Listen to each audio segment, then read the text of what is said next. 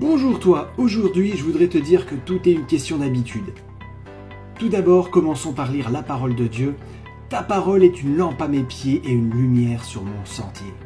Le problème sera toujours notre attitude face à la semence. Elle ne peut grandir contre notre volonté.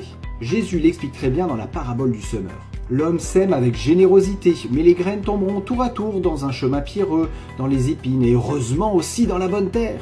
Le résultat se devine aisément. Seules les semences tombées dans la bonne terre produisent du fruit.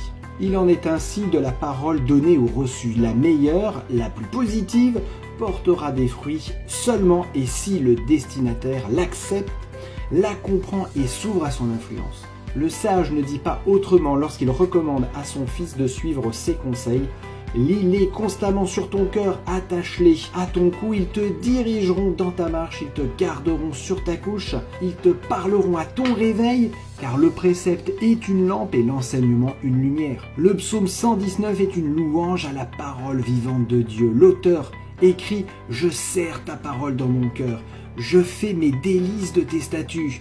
Ma part, ô Éternel, je le dis, c'est de garder ta parole. » Chaque jour, nous pouvons lire la parole de Dieu, apprendre par cœur certains passages, les méditer, se les approprier et laisser croître la semence. De la même façon que le gland porte en lui le chêne, la parole porte en elle la magnifique stature humaine qui s'épanouira totalement dans l'éternité. Et surtout, n'oublie pas, prends le temps de semer les semences de la vérité dans ton esprit et laisse-les grandir. À bientôt et que Dieu te bénisse abondamment.